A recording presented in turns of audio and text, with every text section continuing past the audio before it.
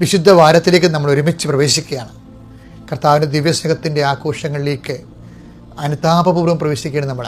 ആത്മാവേ, പരിശുദ്ധാത്മാവേ, അങ്ങയുടെ പീഡാനുഭവം, കർത്താവിൻ്റെ പീഡാനുഭവത്തിൻ്റെ ആഴവും വീതിയും നീളവും മനസ്സിലാക്കുന്ന ദിവസങ്ങളായി മാറാൻ ഞങ്ങൾ ഈ ആഴ്ചയിൽ കൂടുന്ന കുരിശിൻ്റെ വഴികൾ, ഈ ആഴ്ചയിൽ പ്രാർത്ഥിക്കുന്ന പ്രാർത്ഥനകൾ, വായിക്കുന്ന ദൈവവചനങ്ങൾ, കേൾക്കുന്ന ധ്യാന പുസ്തകങ്ങൾ എല്ലാവരിലൂടെയും കർത്താവേ അങ്ങയുടെ മക്കളോട് നീ സംസാരിക്കണമേ.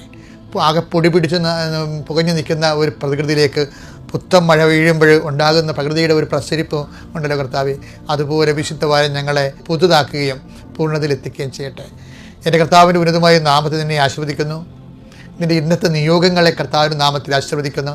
നിൻ്റെ സംസാരങ്ങളെ, അപേക്ഷകളെ, നീ ഒപ്പിടുന്ന വിഷയങ്ങളെ, നിൻ്റെ റിസൾട്ടുകളെ, വരാൻ പോകുന്ന പരീക്ഷാ റിസൾട്ടുകളെ ആശീർവദിക്കുന്നു. നിന്നെ ഉത്കണ്ഠപ്പെടുത്തുന്ന എന്താണോ, നിന്നെ ആശങ്കപ്പെടുന്ന വിഷയങ്ങൾ, നീ കാത്തിരിക്കുന്ന സങ്കടങ്ങൾ, ഇന്ന വിഷയത്തിനും ഇന്ന തീയതികളും ചിലപ്പോൾ നിനക്ക് സങ്കടത്തിൻ്റെ ഓർമ്മകളാണ് തരണത്. അപ്പം അങ്ങനെ സംഭവിക്കാതിരിക്കാൻ ടെസ്റ്റുകൾ ഇനി പോകുന്നവരുണ്ട്. ശരീരത്തിൻ്റെ രോഗത്തിന് ടെസ്റ്റിന് പോകുന്നവരുണ്ട്. ടെസ്റ്റിന് റിസൾട്ട് ഇന്ന് പ്രതീക്ഷിക്കുന്നവരുണ്ട്.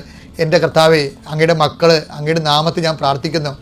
ആരെങ്കിലും ബ്ലഡ് ടെസ്റ്റിന് കൊടുത്തിട്ടുണ്ടെങ്കിൽ, ബയോപ്സി കൊടുത്തിട്ടുണ്ടെങ്കിൽ ആ ടെസ്റ്റുകളെല്ലാം കർത്താവെ സന്തോഷപരമായി മാറാനിടയാക്കണമെന്ന് പ്രാർത്ഥിക്കുന്നു.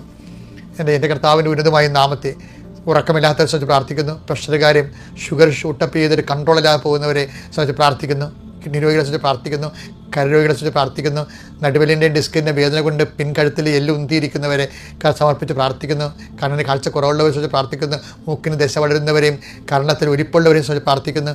വായിൽ കേടുള്ളവരെ സംബന്ധിച്ച് പ്രാർത്ഥിക്കുന്നു. ഉച്ചമുള്ള കാലം വരെ കർത്താവിൻ്റെ രക്തം പടരട്ടെ. എൻ്റെ കർത്താവിൻ്റെ ഉന്നതമായ നാമത്തിൽ സഭയുടെ അധികാരത്തെക്കുറിച്ചിൻ്റെ അടയാളത്തിൽ ദൈവശക്തിയാൽ നീ ഇന്ന് അനുഗ്രഹിക്കപ്പെടുകയും നീ ഈ ദിവസം നിനക്ക് അനുഗ്രഹമാവുകയും ചെയ്യട്ടെ.